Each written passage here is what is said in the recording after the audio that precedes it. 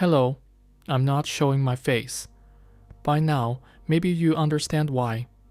I've been thinking about how to say this for a while, because it's the kind of thing that can be misunderstood very easily, and I want to be careful with it. So let me be clear before I start.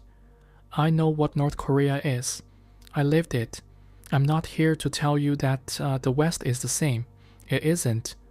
But I am here to tell you that freedom is more complicated than the West tends to believe, and that the version of freedom most Westerners carry around in their heads is, in some ways, a story they tell about themselves more than a description of what they actually live.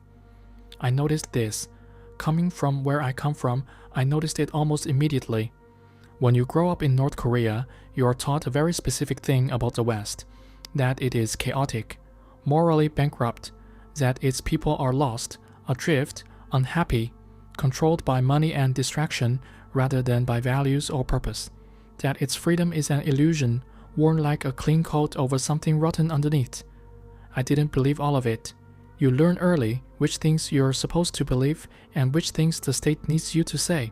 Those aren't always the same list, but when I eventually encountered the West, I held that framing up against what I found. And here's what unsettled me. Not that the propaganda was right. It wasn't. Not in the ways it claimed. But some of the questions it was asking underneath the lies were not entirely wrong questions. That's the strange thing about propaganda.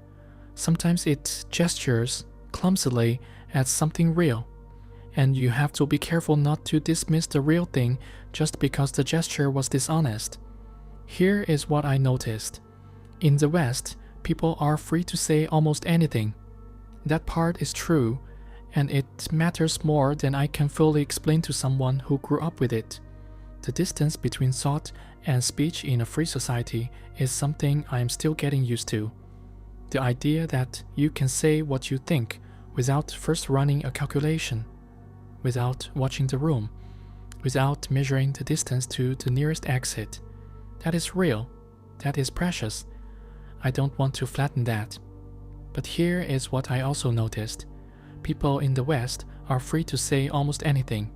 Many of them say almost nothing. Not because someone is watching, not because there is a punishment waiting, but because the social consequences of certain sentences are severe enough that most people have already decided, without quite knowing it, not to say them. They have learned which thoughts are acceptable in which rooms. They have calibrated their speech to their audience. They have developed a fluency in saying things that sound like opinions, without quite being ones. I recognize this, the specific texture of it, the careful performance of a self that fit the space you're in. It wasn't the same as what I knew. The stakes were different, entirely different. Nobody was going to a camp. But the movement was familiar. The way the eyes move before the mouth does, the pause before the sentence, the slight adjustment. People often say, but in the West, you can think anything you want. Your thoughts are free even if your words are sometimes careful. And I want to sit with that for a moment, because I used to think that too. I used to think that the private self was always sovereign, that whatever happened on the outside, the inside stayed yours. But I learned something about myself inside North Korea that made me doubt that. I learned that what you say long enough, in public, in front of others, starts to reshape what you think in private. Not all at once, not consciously, gradually. The way furniture rearranges a room so slowly you forget the room ever looked any other way.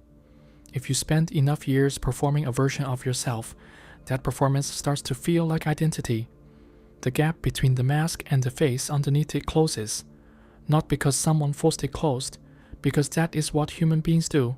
We become what we practice. So, when I look at people in the West, who have spent years practicing the right opinions in the right rooms, who have learned which ideals are allowed to be complex and which ones must be simple, who have a ready sentence for every dinner party and a careful silence for every dangerous topic, I don't see total freedom.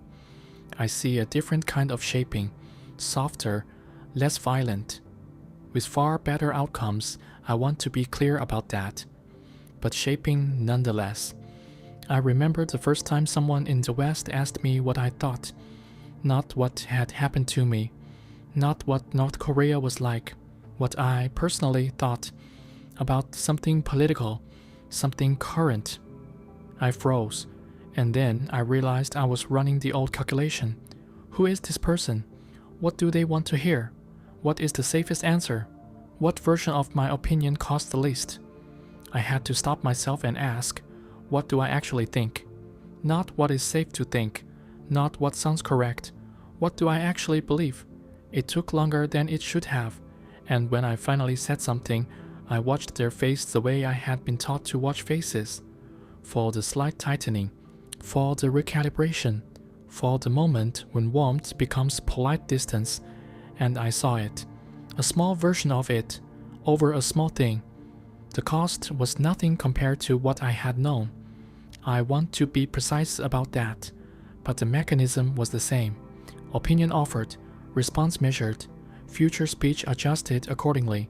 That is not North Korean, that is human. But in the West, where people believe themselves to be free, it often goes unnamed, and things that go unnamed have a way of going unexamined.